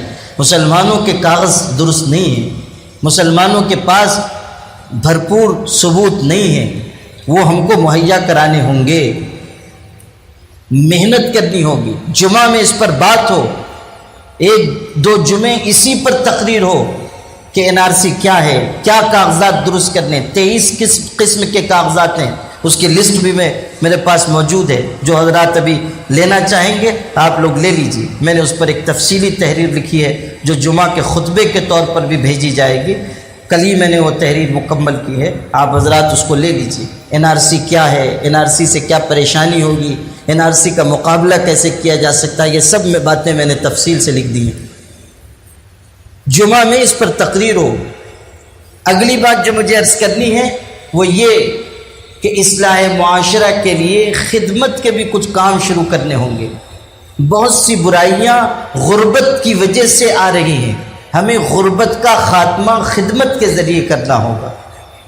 آگے چل کر ہم زکوٰۃ کا اجتماعی نظام بنا سکتے ہیں کہ جس کے ذریعے غربت کو دور کیا جائے۔ اسلام میں زکوٰۃ اس لیے نہیں تھی کہ آپ ہر سال ایک آدمی کو زکوٰۃ دیتے رہیں، وہ ہر سال آتا رہے اور بھکاری بنا رہے، ہمیشہ آپ کے آگے ہاتھ پھیلاتا رہے۔ اسلام میں زکوٰۃ کا نظام اس لیے نہیں تھا۔ جن لوگوں نے زکوٰۃ کے اصل مقصد کو، حکمت کو پڑھا ہے، حجت اللہ البالغہ کی میں لکھی ہوئی چیزوں کو جنہوں نے پڑھا ہے، جنہوں نے احکام شریعت کا گہرائی سے مطالعہ کیا ہے، وہ اچھی طرح جانتے ہیں کہ یہ زکوٰۃ کا نظام اس لیے تھا کہ امت میں کوئی غریب انسان باقی نہ بچے۔ کیوں آقا نے فرمایا تھا تؤخذ من اغنیائہم وترد علی فقرائہم، مالداروں سے لی جائے گی، فقیروں پہ لوٹا دی جائے گی؟ کیوں فرمایا تھا؟ کیوں شریعت میں یہ ضابطہ ہے کہ زکوٰۃ غیر مسلم کو نہیں دی جا سکتی؟ کیوں ہے یہ ضابطہ؟ کبھی آپ نے غور کیا؟ اگر کوئی آدمی غیر مسلم کو زکوٰۃ دے گا، زکوٰۃ نہیں ادا ہوگی۔ کیوں نہیں ادا ہوگی؟ اس لیے کہ یہ نظام اس لیے برپا کیا گیا تھا کہ مسلمانوں میں کوئی غریب باقی نہ رہے۔ غربت کے خاتمے کے لیے ہے یہ نظام۔ لیکن یہ ہوتا ہے انفرادی طور سے، جس کو سمجھ میں آتا ہے زکوٰۃ دے دیتا ہے، جیسے سمجھ میں آتا ہے دے دیتا ہے، اور پیشہ ور لوگ زکوٰۃ لے جا کر بلڈنگیں بنا رہے ہیں، جو مستحق ہیں وہ بیچارے پڑے ہوئے ہیں۔ بھئی اگر آپ 50,000 روپے کے ذریعے کسی غریب آدمی کو ایک ٹھیلا گاڑی پر چھوٹی سی تجارت شروع کروا کے دے زکوٰۃ کے پیسے سے، تو آئندہ سال اللہ نے چاہا تو وہ خود زکوٰۃ دینے والا بن جائے گا۔ ایک نظام بنائیے، اور غربت کی وجہ سے جو خرابیاں آ رہی ہیں ان کو خدمت کے ذریعے دور کیا جائے۔ ایک ماحول بنے کہ بیواؤں کو وظیفے دیے جائیں، یتیموں کی کفالت کی جائے، پریشان حالوں کی مدد کی جائے۔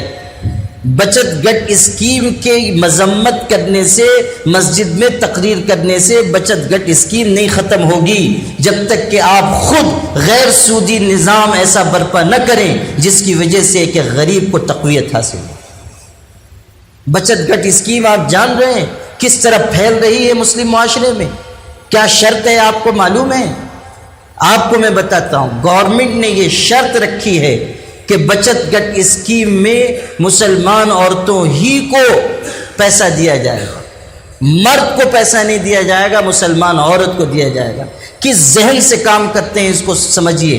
کتنے علاقے ہیں جہاں بچت گٹ اسکیم کی وجہ سے غیر مسلم لوگ پیسہ بھی دے رہے ہیں اور مسلمان عورتوں کے ساتھ ناجائز تعلقات استوار کر رہے ہیں۔ پچھم مہاراشٹر میں گیا تھا، وہاں ایک علاقے میں پروگرام تھا، گاؤں دیہات کے لوگ آئے، وہاں ایک گاؤں کے پچھم مہاراشٹر کے علماء نے، چند علماء تھے، انہوں نے کہا کہ ہمارے یہاں آپ کچھ مت کیجئے، ہمارے گاؤں کی مسجد میں کسی کو امامت کے لیے متعین کر دیجئے، ہم لوگ دوسرے مدرسوں میں پڑھا رہے ہیں، ہمارے ساتھ مجبوریاں ہیں، ہمارے گاؤں میں کوئی انتظام نہیں ہے اور مسجد میں نماز نہیں ہو رہی ہے۔ اور اگلی بات جو میں آپ سے کہنا چاہتا ہوں وہ سنیے، انہوں نے کہا کہ 3 مرتبہ بچت گٹ اسکیم والے آئے اور انہوں نے مسجد میں مسلمان عورتوں کی میٹنگ کر کے سود بانٹا ہے۔ مسجد میں سود بانٹا جا رہا ہے، بچت گٹ اسکیم چل رہی۔ مراٹھواڑہ کے علاقوں میں آپ جائیے، دیکھیے کیا صورتحال ہے۔ یہ ادھر خاندیش کے ہمارے لوگ آئے ہوئے ہیں، بلڈانا کی طرف، اکولا کی طرف، وہاں بھی چل رہی ہے۔ سودی نظام، سود کھلایا جا رہا ہے، عورتوں کو استعمال کیا جا رہا ہے، بیواؤں کو غلط کاری کے راستے پر لگایا جا رہا ہے۔ یہ اس وقت ہوگا، یہ اس وقت قابو میں آئے گا معاملہ جب ہم اپنے طرف سے ایک متبادل نظام دیں گے۔ یہ سب آگے کرنے کے کام ہیں۔ کچھ علاقوں میں الحمدللہ خدمت کا کام شروع ہے۔ ابھی شہادہ کے ہمارے عالم آئے ہیں، وہاں سے پورا وفد آیا ہے، وہ بتائیں گے کہ انہوں نے وہاں پر نظام شروع کر دیا الحمدللہ، اور اچھا کامیابی سے نظام چل رہا ہے۔ اور کئی علاقوں میں نے لوگوں سے کہا، وہاں قابو ہو گیا، انہوں نے ابھی سے شروع کر دیا، بیواؤں کو وظیفے دیے جا رہے ہیں۔ مسجدوں کو مرکز بنائیے، یہ بھی بہت اہم بات ہے، مسجدوں کو مرکز بنائیے، مسجدوں میں بیت المال قائم ہو، مسجدوں میں اس کے ذریعے خدمت کی جائے، مسجد کو سینٹر بنائیے۔ ہماری مسجدوں کو ان کاموں کے لیے بالکل فارغ کر دیا گیا، اور ہمارے متولیان مسجد، اللہ بھلا کرے ان سب کا، ایسے ایسے متولیان مسجد ہیں کہ اللہ اکبر، ان سے تو ایک دینی پروگرام کے لیے جائیے کہنے کے لیے تو بیچارے 10 دن تک استخارے طویلہ فرماتے ہیں، پھر جواب دیتے ہیں۔ ہاں، ایک جلسہ کرنا ہے تو ان سے بار بار پوچھنا پڑتا ہے، اجازت لینی پڑتی ہے، ایک سیٹ صاحب کے پاس جائیے تو وہ دوسرے کے پاس بھیجتے ہیں، تیسرے کے پاس بھیجتے ہیں۔ اللہ کرے کہ دھولیا میں یہ نحوست نہ ہو، وہ بھی اس لیے دعا مانگ رہا ہوں کہ مجھ کو صحیح سلامت یہاں سے جانا ہے، تو اس لیے تو یہ صورتحال ہے۔ بہت سے علاقوں میں کوئی دینی کام جاری ہی نہیں کرنے دے رہے، بہت غلط مزاج ہے۔ وَمَنْ أَظْلَمُ مِمَّنْ مَنَعَ مَسَاجِدَ اللَّهِ أَنْ يُذْكَرَ فِيهَا اسْمُهُ، قرآن نے اس شخص کو سب سے بڑا ظالم کہا ہے جو مسجد میں اللہ کے گھر میں اللہ کی یاد سے روک دے۔ حضور اکرم صلی اللہ علیہ وسلم کی مسجد میں کیا یہ سب کام نہیں ہوتے تھے؟ چندہ نہیں ہوتا تھا، بیت المال نہیں قائم تھا، غریبوں کی مدد نہیں کی جاتی تھی؟ یہاں علماء ہیں، بہت مشہور فقہی بحث ہے کہ اگر امام خطبے کے لیے جمعہ کے کھڑا ہو چکا ہو، اس وقت کوئی شخص آئے تو کیا وہ سنت پڑھے گا یا نہیں، تحیت المسجد پڑھے گا یا نہیں؟ بہت لمبی بحث ہے ہماری فقہ کی کتابوں میں، دونوں طرف دلائل ہے، ایک طبقہ کہتا ہے نہیں پڑھے گا، دوسرا طبقہ کہتا ہے پڑھے گا۔ جو کہتا ہے کہ پڑھے گا وہ اس سے استدلال ہے حدیث میں کہ حضور صلی اللہ علیہ وسلم ایک جمعہ کو خطبہ دے رہے تھے، اتنے میں ایک شخص مسجد میں داخل ہوئے، آ کر بیٹھ گئے، آپ نے پوچھا کہ تم نے سنت پڑھ لی؟ اس نے کہا کہ نہیں۔ حضرت نے کہا اٹھو، آپ نے خطبہ روک دیا اور ان کو سنت پڑھنے کا موقع دیا، آپ نے کہا کہ پڑھو، آپ نے خطبہ روک دیا۔ اس سے استدلال کیا گیا کہ اگر خطبہ بھی شروع ہو تو بھی پڑھ لیا جائے۔ اس کا جواب جو پہلے طبقے کی طرف سے دیا گیا کتنی خوبصورت بات ہے، وہ یہ کہ جب وہ شخص مسجد میں داخل ہوئے تو ان کی ظاہری حالت اچھی نہیں تھی، کپڑا ان کا اچھا نہیں تھا، غریب معلوم ہوتے تھے، مفلس معلوم ہوتے تھے۔ حضور صلی اللہ علیہ وسلم کو ان سے سنت پڑھوانا مطلوب نہیں تھا، بلکہ سب کے سامنے ان کو کھڑا کروانا مطلوب تھا کہ لوگ دیکھ لیں کہ یہ مستحق ہیں اور ان کی مدد کی جائے۔ اور چونکہ یہ کہنا شان خودداری کے خلاف تھا کہ یہ غریب انسان ہے، اس کی مدد کرو، ان کے دل پر چوٹ پڑ جاتی کہ سب کے سامنے کہا گیا کہ غریب آدمی ہے، اس لیے حضور نے بہت ہی حکمت سے کام لیتے ہوئے خطبہ روک دیا اور کہا کہ پہلے تم سنت پڑھ لو۔ اتنا اشارہ صحابہ کے لیے بہت کافی تھا کہ وہ دیکھ لیتے کہ یہ غریب ہے۔ صحابہ ہمارے جیسے نہیں تھے کہ 2 گھنٹے کی تقریر سننے کے بعد بھی ان میں عمل کا جذبہ نہ پیدا ہو، وہ تو حضور کے ایک اشارے پر جان دینے والے لوگ تھے۔ اس لیے حضور نے خطبہ روکا، اس لیے حضور صلی اللہ علیہ وسلم نے ان سے نماز پڑھوائی۔ یہ مسجد کا کردار تھا۔ آپ نے غزوہ تبوک کے موقع پر مسجد میں اعلان کیا کہ چندہ لا کر دو، چندہ لا کر دو، بہت سخت مارکا ہے۔ اسی موقع پر حضرت ابوبکر سارا اثاثہ لائے تھے، حضرت عمر آدھا مال لائے تھے۔ وہی موقع تھا، مسجد میں اعلان ہوا، ابو عقیل انصاری غریب شخص تھے، وہ اٹھے، فاقے سے تھے، معذور تھے، ہاتھ ان کے کٹے ہوئے تھے کسی حادثے میں، گئے یہودی کے ہاں، انہوں نے مزدوری کی، اتنی سخت مزدوری اس نے بتائی کہ ڈول سے پانی نکال کر باغ میں پھیلاؤ، سینچائی کرو باغ کی۔ وہ ہاتھ پر رسی لپیٹتے تھے اور کھینچتے تھے اور کسی درخت میں لے جا کر اٹکاتے تھے، دانت سے رسی کو پکڑتے تھے۔ شام تک مزدوری کی، خون بہنے لگا اور دانت سے خون آ گیا اور ہاتھ زخمی ہو گئے، معذور شخص تھے۔ لیکن شام کو تھوڑی سی کھجور ان کو اجرت میں ملی، آدھی کھجور گھر میں دی اور آدھی لے کر حضور کی خدمت میں حاضر ہوئے، مسجد میں آئے۔ حضور صلی اللہ علیہ وسلم نے دیکھا وہ زخمی ہے تو آپ بے قرار ہوئے، آپ تو مجسم رحمت تھے۔ پوچھا ابو عقیل یہ کیا ہو گیا، کوئی حادثہ پیش آ گیا؟ انہوں نے کہا اللہ کے رسول کوئی حادثہ نہیں پیش آیا، آپ نے اعلان فرمایا تھا، میرے دل میں یہ احساس پیدا ہوا کہ کیا آپ کا اعلان خالی جائے گا؟ میرے پاس کچھ نہیں تھا، میں نے جا کر مزدوری کی، اور یہودی نے بہت سخت مزدوری بتائی، ہاتھ پر رسی لپیٹتا تھا، اس طرح دانت سے پکڑتا تھا، اس لیے خون بہنے لگا، لیکن مجھے خوشی ہے کہ تھوڑی سی کھجور لے کر میں حاضر ہوا ہوں۔ حضور صلی اللہ علیہ وسلم کی آنکھ میں آنسو آ گئے، آپ نے وہ کھجوریں اپنے دونوں ہاتھوں میں قبول فرمائیں اور صحابہ سے کہا کہ مال کا جو ڈھیر لگا تھا مسجد میں، فرمایا کہ اس پر یہ کھجوریں ڈال دو، اس پورے سامان پر، ان کی وجہ سے اللہ اس مال میں برکت پیدا فرمائے گا۔ یہ مسجد سے ہوا۔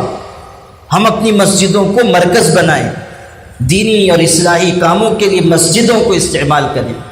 اس کے علاوہ ہم اس بات کی پوری کوشش کریں کہ ہر گھر تک ہماری آواز کسی نہ کسی ذریعے پہنچ جائے۔ اس کے لیے سوشل میڈیا کو بھی استعمال کر سکتے ہیں، اس کے لیے گھر گھر جا کر ملاقاتیں کر سکتے ہیں، اس کے لیے ہم ایک جماعت بنا سکتے ہیں جو خبر گیری کرے، کون یتیم ہے، کون بیوہ ہے، ایک سروے کیا جائے کہ کون بچیاں ہیں جو بیٹھی ہوئی ہیں، کون ایسے کون سے گھرانے ہیں جہاں لڑکیاں نکاح کے بعد آ کر بیٹھ گئی ہیں۔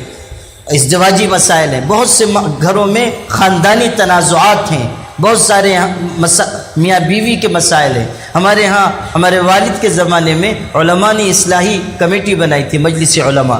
وہ لوگ کیا کرتے تھے، ہر مسجد میں اصلاحی کمیٹی تھی، وہ پورے محلے میں اس کا جائزہ لیتی تھی، یہاں تک کہ اس وقت جن لوگوں نے کام کیا انہوں نے مجھے بتایا کہ 22 سال سے بیٹھی ہوئی عورتوں کو ہم نے صلح صفائی کر کے ان کے شوہروں کے گھر بھیج دیا۔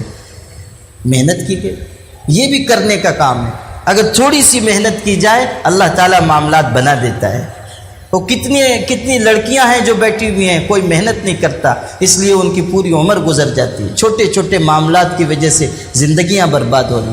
تو ہم لوگ ازدواجی مسائل کو بھی حل کرنے کی کوشش کریں، اور اس میں برادری کے بڑے لوگوں کا بڑا رول ہوگا، تو ان سے میری گزارش ہے کہ اس طرف توجہ دیں۔ یہ چند ضروری اہم باتیں میں نے کام کے سلسلے میں بتائی ہیں کہ اس رخ پر کام کرنا ہے۔ سب لوگ انشاءاللہ تیار ہیں؟ جن علاقوں میں کمیٹی بن گئی ہے الحمدللہ، وہ لوگ یہاں پر ایک فارم ہے ابھی دیا جائے گا، مفتی قاسم صاحب کے پاس ہے، اس میں اندراج کر کے جائیں گے کہ یہ کمیٹی بنی ہے، یہ ارکان ہے۔ دھولیا ضلع میں نے مفتی قاسم صاحب کو ذمہ داری دی تھی اور ان کو کنوینر نامزد کیا تھا پورے ضلع کے لیے، اور ہر ضلع کے ہر تعلقے میں کمیٹی بنانی ہے۔ اس لیے دھولیا ضلع کے جو حضرات تعلقے سے آئے ہیں وہ ابھی بیٹھ جائیں گے ہم لوگوں کے ساتھ، اور وہاں کی کمیٹی ابھی انشاءاللہ بنائی جائے گی۔ دوسری بات مجھے یہ عرض کرنی ہے کہ خود دھولیا میں کمیٹی کی تشکیل باقی ہے، ذمہ داری تو مفتی صاحب کی ہے لیکن کمیٹی کی تشکیل باقی ہے۔ اس کے لیے ابھی چند ناموں کا یہاں انشاءاللہ اعلان ہوگا جن کو کمیٹی میں رکھا جا رہا ہے۔ ہر جماعت اور جمعیت کی اس میں نمائندگی رکھی جائے گی، اور اس میں انشاءاللہ اور وسعت دی جائے گی اور لوگوں کو بھی شریک کیا جائے گا، صرف وہ لوگ نہیں جن کا آج اعلان ہوگا، ہر برادری سے بھی ایک دو لوگوں کو اس میں شریک کیا جائے گا انشاءاللہ۔ اس لیے جو دھولیا کے ذمہ دار حضرات ہیں وہ بھی تھوڑی دیر یہاں ٹھہریں گے تاکہ آپس میں مذاکرہ ہو سکے۔ اس کے علاوہ برہان پور سے ہمارے مفتی رحمۃ اللہ صاحب تشریف لائے ہیں، پوری ریاست ہے وہ، اور برہان پور کے ضلعی کنوینر بنائے گئے تھے مولانا مفتی رحمۃ اللہ صاحب اور مولانا سلیم صاحب۔ ان سے گزارش ہے کہ وہ بھی اپنے ضلع میں اور پھر اس سے آگے بڑھ کر اطراف کے اضلاع میں اس کام کو آگے بڑھائیں تاکہ ہر علاقے میں کمیٹی قائم ہو کر فعال ہو جائے۔ ہمارے جلگاؤں ضلع میں ماشاءاللہ اکثر تعلقوں میں کمیٹیاں بن گئی ہیں، اور آج ماشاءاللہ پاچورا سے بھی ذمہ دار حضرات مولانا مختار صاحب جو وہاں بنات کا بڑا مدرسہ چلاتے ہیں، حافظ ظہور صاحب، مولانا اقبال صاحب، مولانا اقبال کدھر ہیں؟ ہاں مولانا اقبال صاحب بڑے فعال آدمی ہیں ماشاءاللہ، یہ بھی آئے ہوئے ہیں۔ ان لوگوں نے تو وہاں ہر مسجد میں بھی کمیٹی بنائی ہے نا، ہر مسجد میں۔ کتنی مسجدیں ہیں؟ 15 ماشاءاللہ، تو ہر مسجد میں بن گئی الحمدللہ۔